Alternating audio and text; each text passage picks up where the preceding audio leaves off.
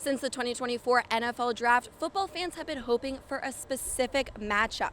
The #1 overall pick, Caleb Williams, versus the #2 overall, Jaden Daniels. Thanks, guys. I'm here with Selton Miguel. Congratulations on the big win. Selton, it feels like each game this season, you just continue to build upon one another. Do you feel more comfortable each game in this Maryland uniform? Jack, it is right now 102 decibels. That is how loud the crowd is right now in the Xfinity Center. I mean, these kids are bringing the energy, and I think Maryland is just playing off of that. They love the energy themselves, but these kids are really helping them bring that to the next level. At the start of the season, would you have believed the Commanders would be 7-3 through 10 games? Probably not.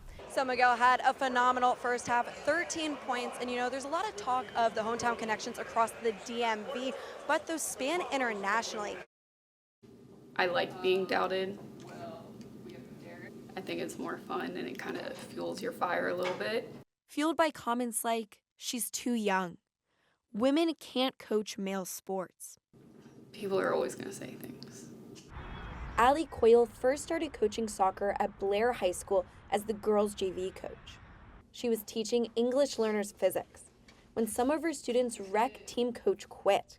So they asked Coyle to step in to coach a boys' team, which would be her first. A few years later, Coyle became the first woman to win a Maryland boys soccer state title, the school's first in almost 50 years, earning her the respect she had long been disregarded.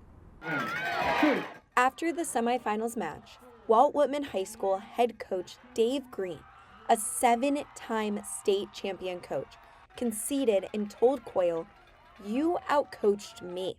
I think out of everything, that comment might mean the most.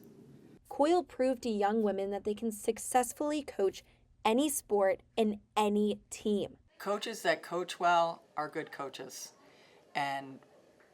But to have a woman come through and do that is extra special.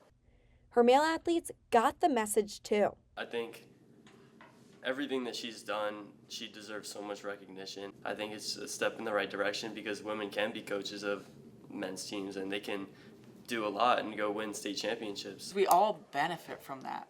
I mean, it literally will strengthen everything when you have nothing but positive, hardworking adults in front of kids. I always tell them if someone has an issue with someone we're playing, you don't say anything back. You just put it up on the board, put it on that scoreboard, and that'll do your talking for you. Coyle learned this years ago when an opposing coach called her lady during an entire match. Her team responded with a win and an Instagram post captioned simply, "Lady." Alexa Wootten, CNS TV.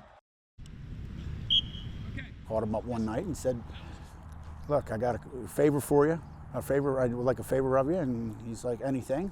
Coach Freddie Walters is talking about the night he called Ben Cruson, whose wife Christy was standing next to him when that call came in.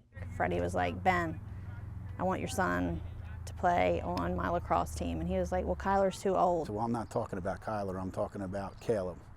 And he's like, "What?" And I said, "Yeah, I want him to be part of the Dark Horse Lacrosse Club." And he's like, "Absolutely." And I said, "I only have one rule." And he's like, "What's that?" I said, "I will not treat him any different than I treat any of the other players on the team." And that was a great night when he called. It always kind of broke my heart that he wasn't going to be able to play. He, Christy and Ben's son Caleb, faced challenges from the moment he was born. Caleb was a week overdue and was born not breathing. The Crusons found out Caleb was born with cerebral palsy. Caleb grew up going to all of his brother Kyler's games. Everyone at Saints Peter and Paul knew Caleb. He always had the biggest smile on his face, and it was clear to the coaches that he loved lacrosse. Patrick Tracy, the then head coach, heard Caleb say he wanted to play. You only heard him say it once, and boom, he was on it. But how could Caleb play lacrosse?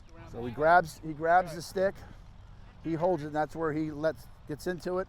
And when he's ready to go, he pulls it back as far as he can, and then he lets it go, and that's his shot, that's his pass.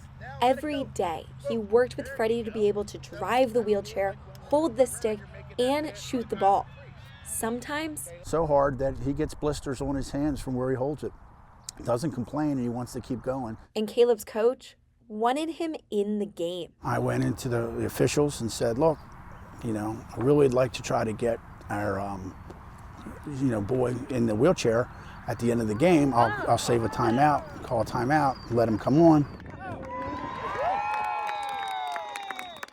Caleb is now homeschooled, but he's still allowed to play for Saints Peter and Paul. And he told me he loves it. How do you like playing lacrosse? I think. You like it a lot? Yeah. Caleb, get the angle here. He's going to recreate it. Goes around, shot, goal! The whole Severn bench, our bench, everybody on the field huddle around him and start jumping around him. I mean, it was just incredible. And Caleb? He just had the biggest smile on his face and just laughing. Oh my, it was priceless. Severn included Caleb's goal in the official book. Make him feel like he was a contributor on that day, which I think he was in so many different ways. The play went viral. I wasn't expecting it, but I went on, I saw it, and I was like, no way, there's Caleb. Caleb is teaching us more than we'll ever teach him. And he's teaching us that at the end of the day, it's just a game. That's probably the biggest thing that, that Caleb brings to the team, just with that smile and his love of life, yet alone the love of lacrosse, is that, hey, be happy with what you have.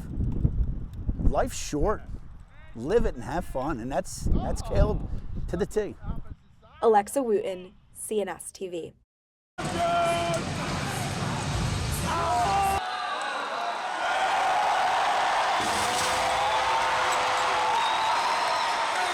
It means a lot for our country.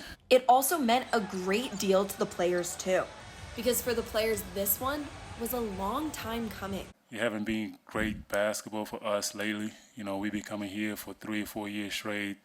2021, third place. 2022, second place.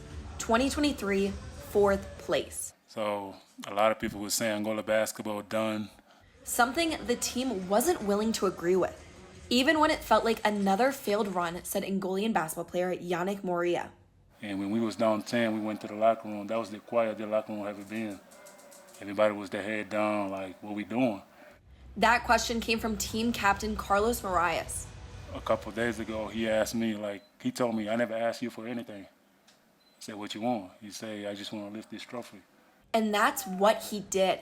He finally hoisted the Basketball Africa League trophy, becoming the first sub-Saharan African team to do it. I kind of started, I'm here from the start, so, it represents a lot to me, it means a lot to me.